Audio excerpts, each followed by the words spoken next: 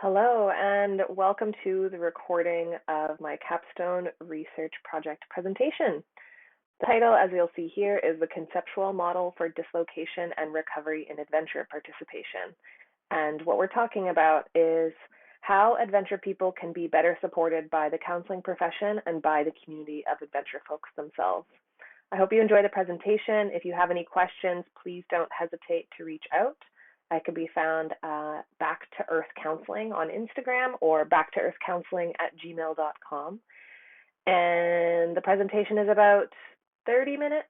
And at the end of the presentation, there are some questions and answer period, which may prove interesting as well. I hope you enjoy, and please don't be shy to follow up. Thanks so much for taking the time.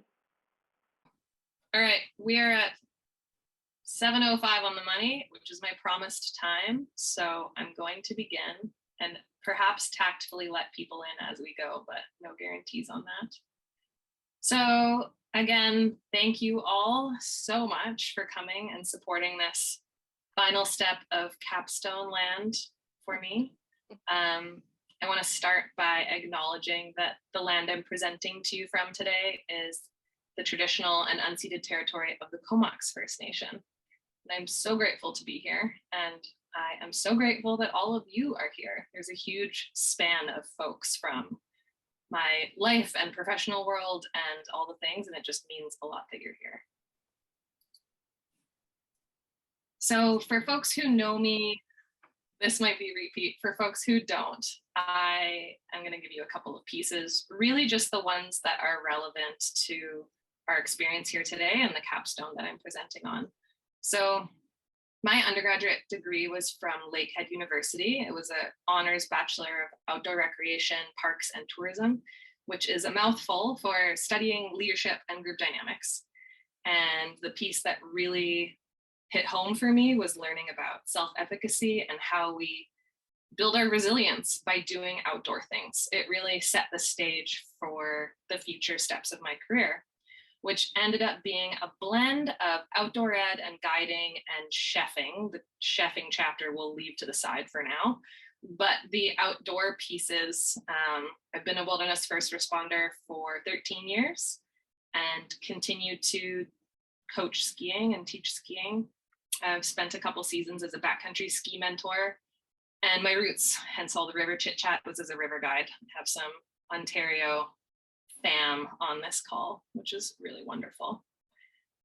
The current puzzle pieces, I am 2 of 3 years through a somatic experiencing practitioner training, which is a trauma resolution technique developed by Dr. Peter Levine. It pretty much changed my life and is the reason why I went into counseling along with my own incidents. And it's cool. Highly recommend, among others. I'm also obviously finishing this Masters of Counselling, and in December that will be done. We can all celebrate. And I am in the process of building a private practice. So a capstone is different from a thesis because I do not do my own human subject research, but instead I do a deep dive into research that already exists and find ways to synthesize a story that I'm curious about. And the story that I was curious about in this case is, how can I be of better service to my community of adventure participants? And how can I show up for them in a way that maybe current counseling is still learning and growing into supporting? There is a very loud, maybe it's not loud, but it's an up and coming conversation in the adventure world about supporting trauma and loss. It's amazing that we're talking more about it, and it's under-resourced. So I'm here to talk a little bit about some of the pieces I was able to pull together that, again, are just one little piece of that puzzle. So the official title of my capstone is A Conceptual Model for Dislocation and Recovery in Adventure Participation. So who is represented here and also who is not? Of course, in this crowd and also the crowd that will be watching the recording, we've got the outdoor community, we have fellow counselors, we have faculty, researchers, and some family members. It takes a village. And we also have folks that won't see themselves represented in this research, and I want to acknowledge that. And I want to also acknowledge the fact that there may be some experiences in the room that this work is not of service to, and things like going through complex trauma or having gone through many years of recovery around an incident. This is, again, just one more piece of the puzzle. And so I hope that this piece offers something, and that scratching the surface can help build a bigger picture for anyone who's in need. So the agenda today, I'm going to introduce the model. We'll talk through the first half of it, which is the negative feedback loop. And then we will chat through the second half of it, which is this notion of recovery capital. And then at the end, I will send you off with some take homes, both for counselors and for clients. Welcome to my nightmare. So this is what I built because my brain thinks in images, and it has to happen this way for me. And so hence the paper turned into a conceptual model. What I invite you to do here on this slide is simply orient to the slide. Just bring your attention to the various words and colors and directions that things are traveling, and notice what words seem familiar and perhaps ones that seem out of context. The ones, if someone just signed on could mute themselves, that'd be great. Do I have to go in? No, we're good. Thank you. The ones that may stand out of context are dislocation and adaptive addiction. So dislocation is a term within the research that essentially means disconnection. We've been disconnected from the things that support us and keep us whole. Adaptive addiction is a specific viewpoint or definition of addiction, of which there are many, and it's the one that I lean towards throughout this paper. So the left side is this negative feedback loop of what is possible in adventure participation, by no means guaranteed, but maybe. And then on the right side with the colors is the opportunities for recovery capital. So let's start with the basics. Who are adventure participants? They're the climbers, the bikers, the skiers, the surfers, the trail runners, anything that is an outdoor activity in which there's an element of risk, because we need to differentiate between taking a dog for a walk in the park and an adventure activity. Both are amazing and great for us. However, I'm talking specifically about the ones where risk is involved.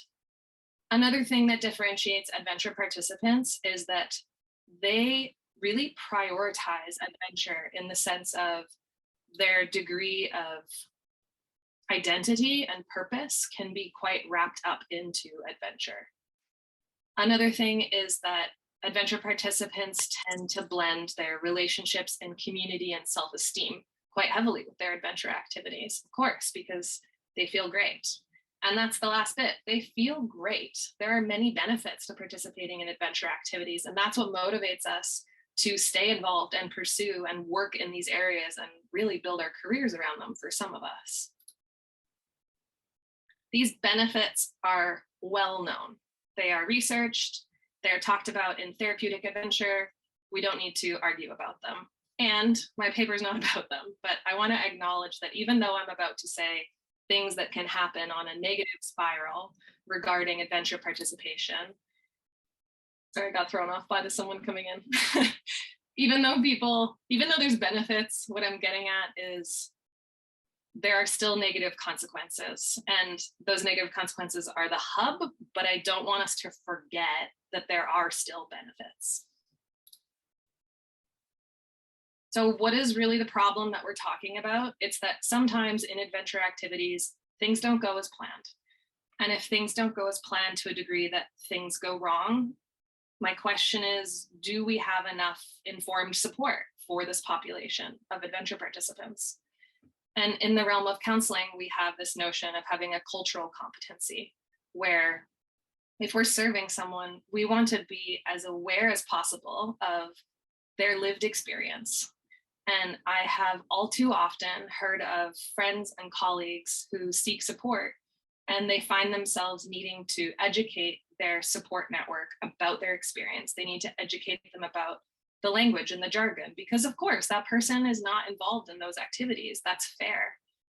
And it represents a little gap where they're not getting the depth of support that they could be getting if that language was already on board. Another challenge in this supporting this population is that the research is quite spread out, and the research that happens to focus on the struggles of adventure folks really tends to lean on this notion of adrenaline junkies or thrill-seeking behaviors or risk-taking personality traits, which all could be true absolutely for certain people. And there is a lot of research that focuses on extreme sports specifically as its own definition, but there's not necessarily as much conversation around the subtler things that go on. And I think it's in the subtler things where we have an opportunity to talk about prevention, not just when things go completely sideways. So in that conversation of prevention, there's actually a piece where talking about addiction could be useful in this conversation. So when I say addiction, that might be a loaded word for some. And so I just want to be clear about what type of addiction I'm talking about here, what definition of addiction that we're talking about here. Again, there are many perspectives out there. The arguments are loud and well supported on both sides. So just acknowledging that I've gone real specific on this thread. And this particular thread sees addiction as an adaptive response. It's not maladaptive. It's actually a very clever working of our nervous system to seek relief when it's in distress. And so when someone might be using their adventure activities to cope with negative consequences that are happening in their life, when they have this need to feel the relief, that relief can become a craving. And then we build that craving for the behavior that gives us the relief. And when that cycle can continue to such an extent that there are negative consequences in the other aspects of our life, that's when we might start to look at it as an addiction. And I'm not saying that all adventure participants are at risk of addiction or that they are addicts at all. And if they were, I think that would be okay too, because let's pat ourselves on the back for having a really clever coping mechanism. However, I think it's also really important that we recognize that this is a potential. And so what might cause a nervous system to be in distress? That's Pandora's box. We don't have time to go there. I would love to another time, but for now, we're just going to go with the thread that I wove into this project, which is Bruce Alexander's dislocation theory of addiction. And so in his theory, he argues that in an absence of psychosocial integration, we experience dislocation. So let's unpack that. Psychosocial integration, meaning, am I in my community? And am I connected? Am I serving a purpose? Do people rely on me? Am I able to regulate and co-regulate with the people who I exist with because I'm a mammal and I need to belong in order to be okay? Is that on board? If it's not on board, we might be talking about dislocation and or this notion of just being disconnected. And so when folks go through sustained dislocation, they might develop an addiction as an adaptation. Again, not bad, pretty clever coping mechanism, but we should be talking about it. So here's the negative feedback loop in sum. And what I want to point out here is that whether or not addiction might be part of the conversation, there's still this potential to wind up at dislocation. Because as you'll see here, there's two entry points to this cycle. We have the entry point of dislocation, whether that happened in early childhood life, through adolescence, through adulthood, anything really could impact someone's feeling disconnected to such an extent that they choose adventure as an adaptive coping mechanism. Or they could just start adventuring because of all the benefits that we talked about. And that's great too. And they still are going to enter the cycle. That doesn't mean they'll continue through the cycle. However, there's a likelihood that the more we adventure, the more we're exposing ourselves to risks. The more we do that, the more there's a potential for consequences like illness, injury, trauma, fatality. And then there's this inability to engage. And when adventure becomes the core of someone's support and of their life, if they're not able to engage, that's a really big deal. That's the core here. And when I've heard anecdotes of other counselors, again, I'm sure trying their best to have a safety approach with their clients, but if the conversation strays to, oh, well, I think you just shouldn't do that activity anymore. Maybe, but maybe not. And I think we should be more curious about that, both as clients, perhaps receiving that as advice, and as counselors giving that advice. Let's be wary. So if we end up on this negative loop, what can we do about it? Well, we can hop over to this notion of recovery capital, this one option. Again, this is a massive project. It's only scratching the surface, but I'm going to highlight the aspects of recovery capital because I think that is the valuable take home here. And before I highlight them in the concept of recovery, I want to propose this idea that what if it wasn't about recovery and it was actually just our life capital? We adventure people are very good at planning for things. We take courses, we buy gear, we manage budgets, we book flights, we plan using maps, we learn how to navigate, we learn how to rescue, we carry rescue equipment. We do all of these things to support our adventures. We're pretty dialed human beings on the whole. And I wonder, how are we preparing for the rest? How can we maybe spread the wealth and not have all our eggs in one basket and consider these aspects of capital as just as important as preparing for our adventures? So the first aspect of capital is economic. And this is our access to employment and income that can support us through expenses of modern day life. In an adventure context, I would get curious about what sort of safety net that we have set up, so that in the event we happen to be traveling on that negative feedback loop, what do we have available in the event of an injury or an illness? Do we have the capacity to be off work for a certain amount of time? And do we have the ability to go see a physiotherapist or maybe a counselor?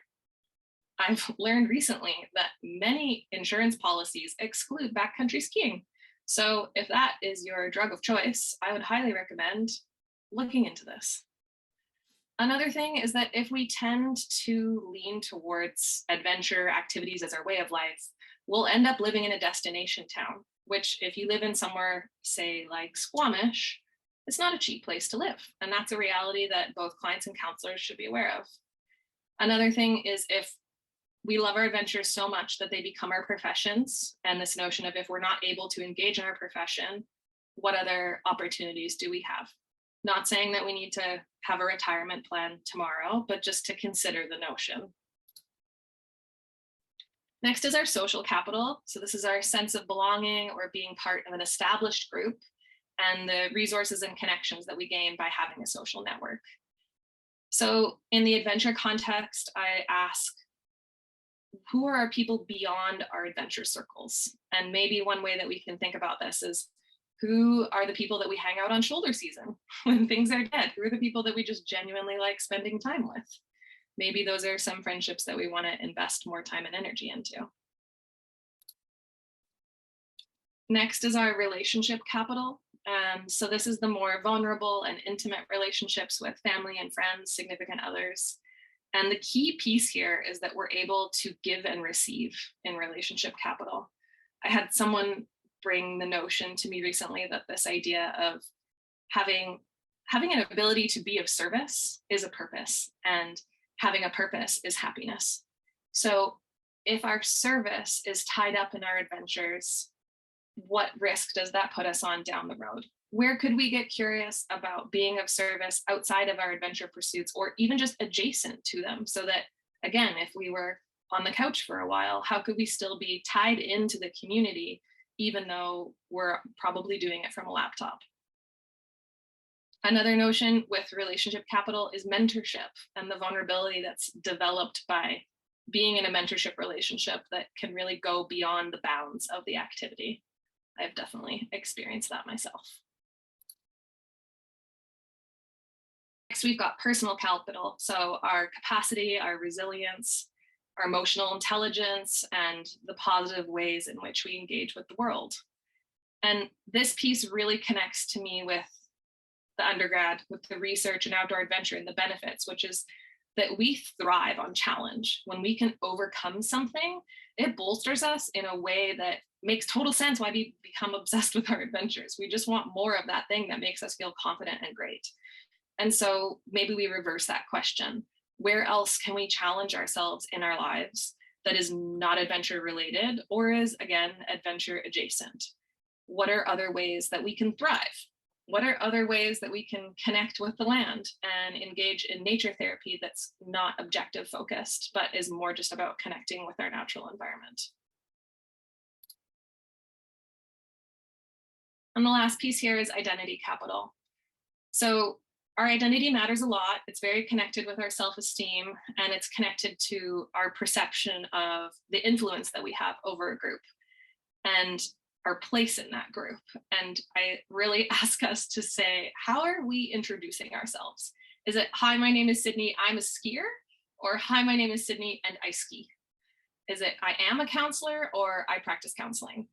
I think language matters a lot. And if we can start practicing removing the I am to the I do, we might start to notice a lot more things that we do and be a bit less tied up in the I am and being of that activity. Because if it goes away, then what are we of? That is the risk. And so one last time, the whole big picture.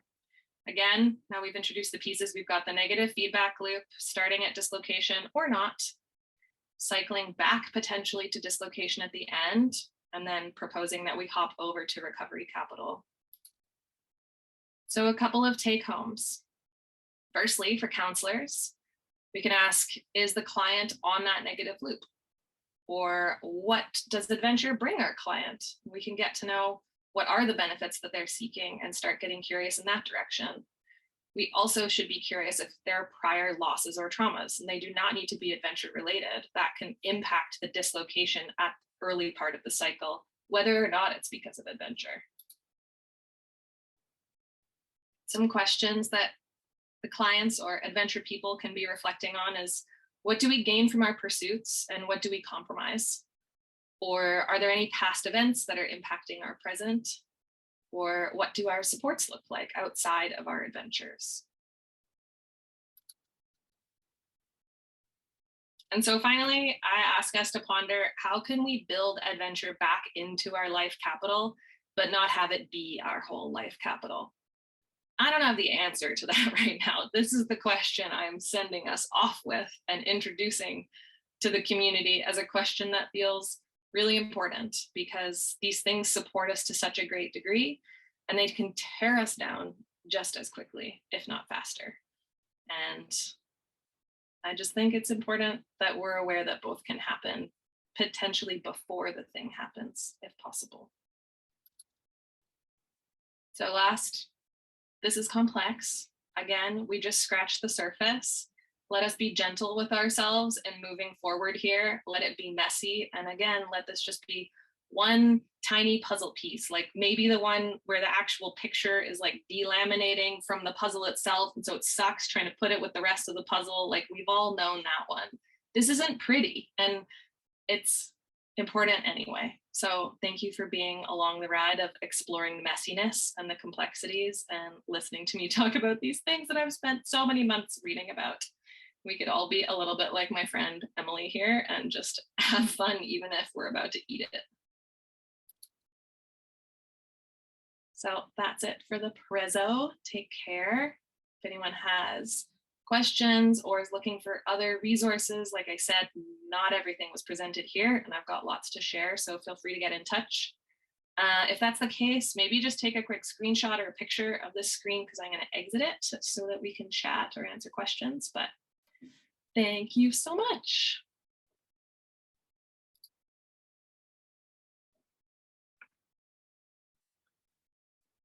Feel free to unmute and like say hi. I'm in a vacuum.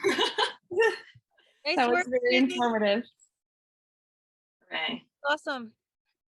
Thank you all for being here. And yeah, comments, questions, concerns. I am open to all of it. I realize we are at the half hour that I promised you, so I will not be offended if you disappear, but I'm also here for being here. I have a question. Oh, Sarah, you go first. Yeah, sure. I'm curious where you saw there were like the most gaps in the research when you were looking through and leafing through it all. Oh my God, everywhere. No, the hardest part of the research, can I pivot that question, Sarah, a little?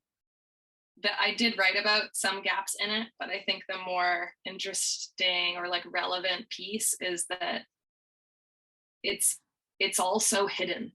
Trying to access this as a counselor, as someone who's obsessed with outdoor adventure and did an undergrad in outdoor adventure, was like, I had to dig to find these pieces. And so then it makes me wonder, like, how are counselors going to access? That feels like the gap. How is this going to be disseminated when it's nowhere to begin with, if that makes sense? I had a whole page on gaps and I'm gapping on them, so I'll be happy to report back, but it's not in my bandwidth right now. Thank you for asking, though.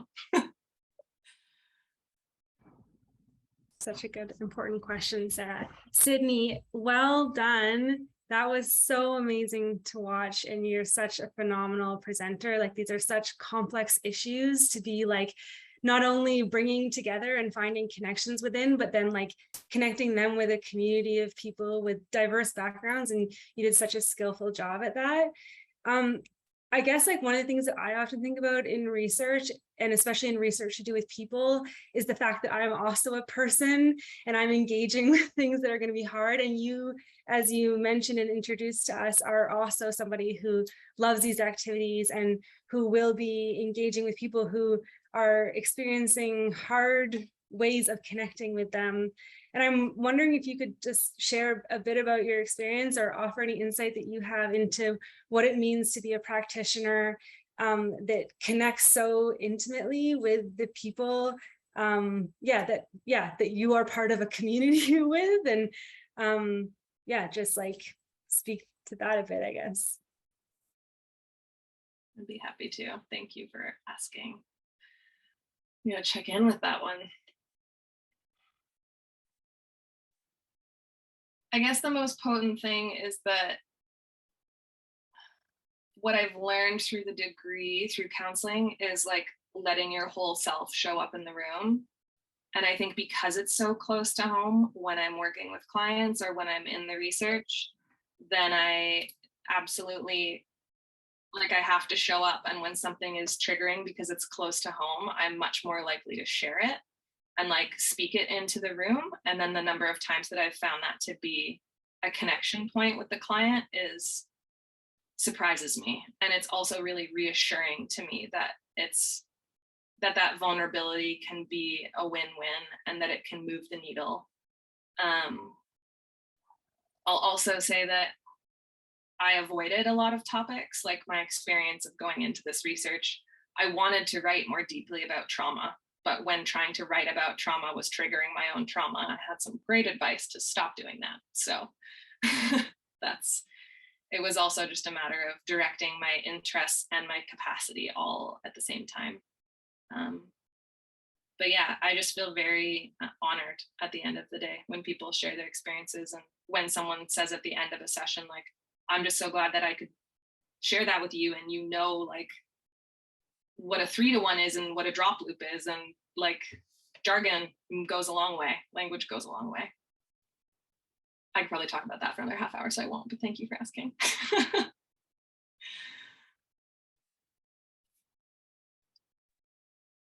I have a question. Yes.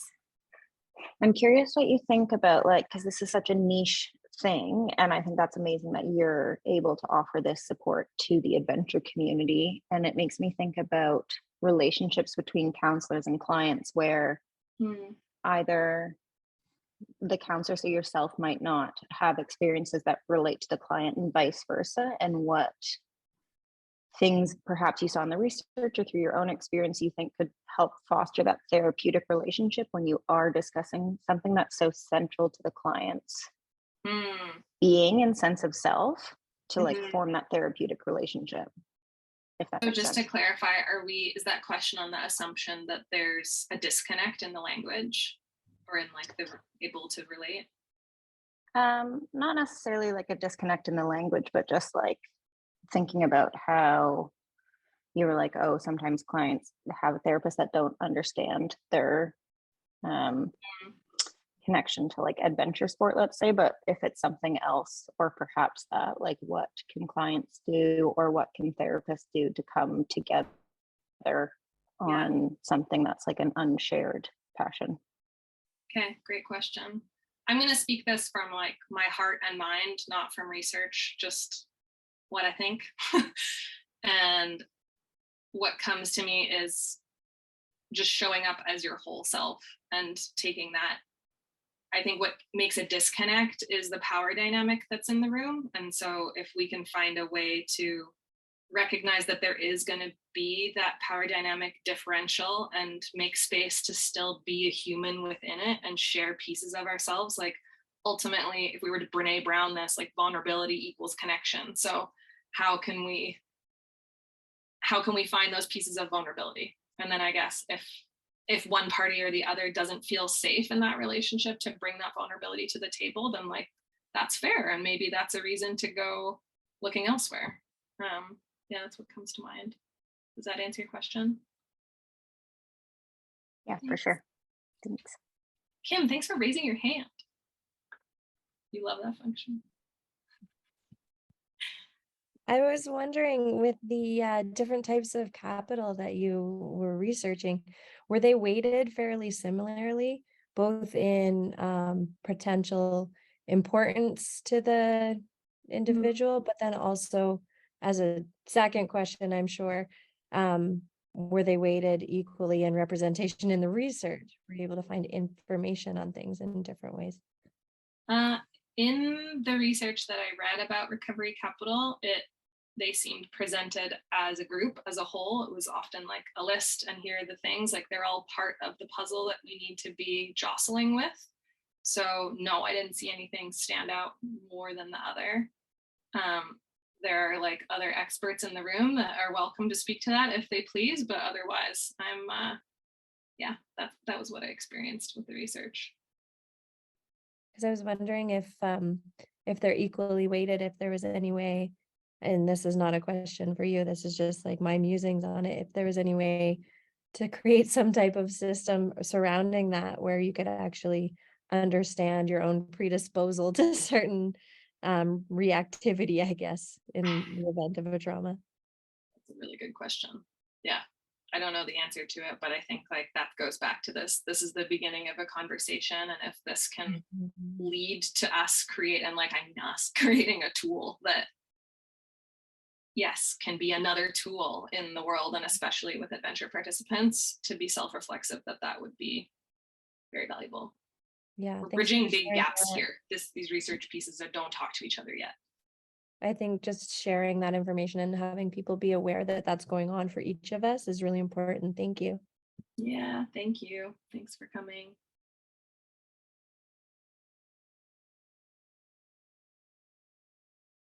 Any other questions or thoughts? Oh, Laura, hi. Hey, yeah, I just wanted to weigh in.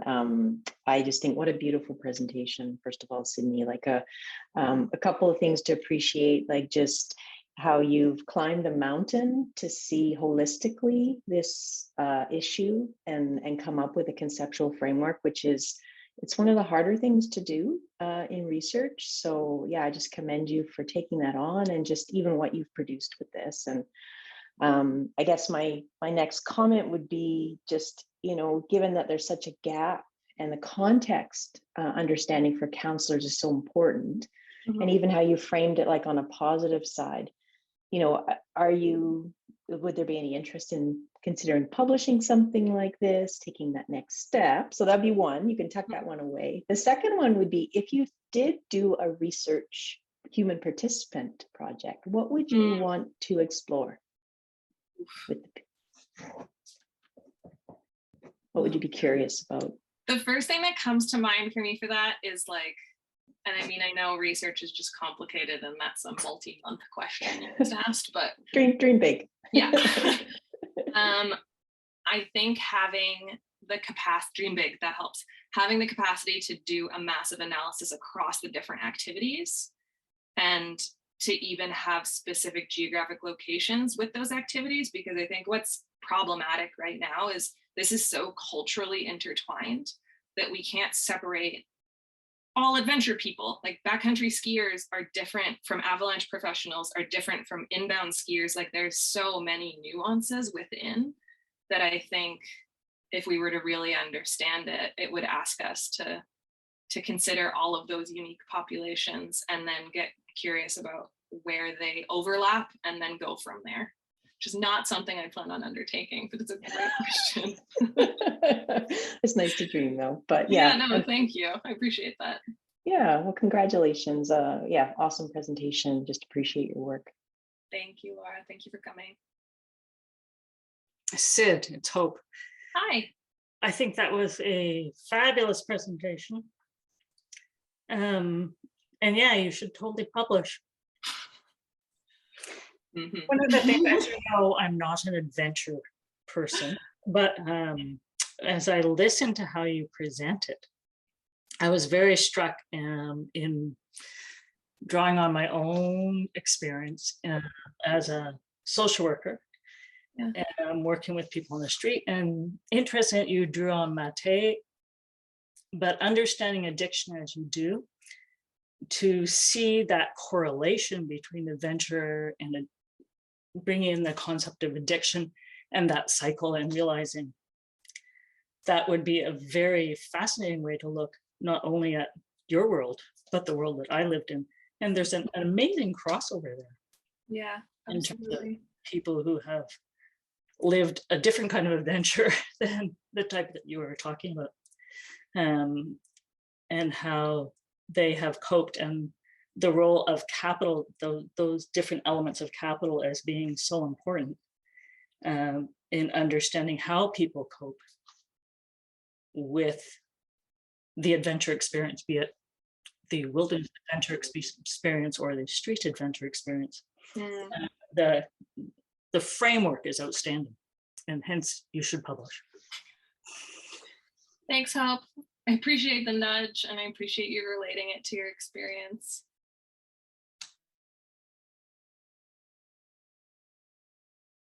Hey, Sid. Hi. Hello.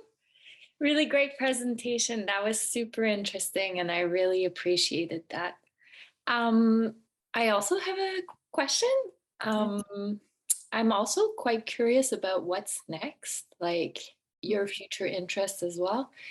And if there is a possibility that maybe this research could lead to creating some new tools that would be available to counselors to recognize adventure people in a different way, and that maybe there's a different treatment for adventure people, if I can call us like that. Yeah. Yeah, I mean, that question brings me full body goosebumps, which to me is usually like a hell yes interpretation. And I agree that it's important. I don't know what my future is in terms of developing the tools, but I know that my future is absolutely in being part of this conversation on the educational end of it. I like speaking and creating presentations and having conversations. So like have an opportunity to facilitate is in my future. But then in terms of what's next too, and for practice, like I think, as I said, we're just scratching the surface, and then having like a trauma-informed version of this, meaning trauma-informed practices that are also adventure participant informed. Like I think that overlap is vital as well, and finding a way to marry the two, or just like continuing to chat with practitioners who are doing both of those things feels like the threshold that we're continuing to move forward in this world. But also just tools that someone that hasn't gone through massive trauma can use. Like I think the idea that prevention is massive, and if we can build more capacity on board with just adventure participants and humans in general before they go through something massive, then there's good to be done on both ends. Yeah, totally. Awesome. Thank you. Thank you for coming. down to the short strokes. You guys are champions for hanging out. Does anyone else have a question, or would you like to go do something else? I just wanted to say, Sydney, that was amazing. I really appreciate how you put it all together. I'm not sure what terms were yours or what terms were coming from else, but it was seamless and flawless, and it allowed my, practitioner brain of an adventure person to fully grasp on.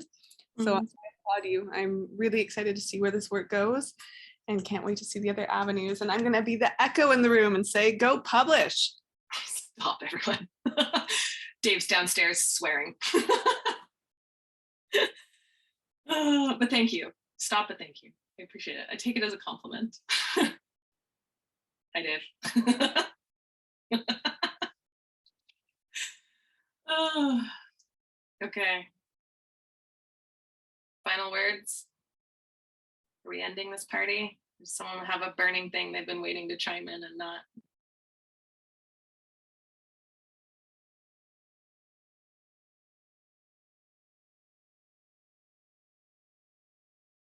Okay. You're doing really important work. Thank you, buddy. And it's really cool to see the community that you have formed, and that this was a voluntary thing for so many people to show up, and yet so many people showed up because what you're doing is important. So thank you. More goosebumps. Thank you. Margaret is someone I've known since I was like 12. We've done a lot of adventuring together. Hi, Margaret. Hi. She also used to come to all of my online cooking classes back when I was a chef.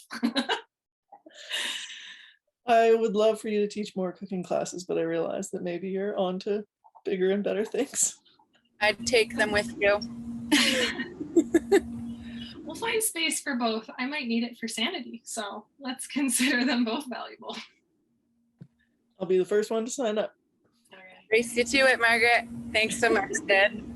That was Thanks awesome. for being here, Sarah. Thank you all. Okay, if anyone has last comments, I'll invite you to put them in the chat so we can wrap this puppy up. And again, just thanks for showing up. It means the world. Yeah, we're moving tomorrow. I'm done now. Hip hop hooray. Let's do this.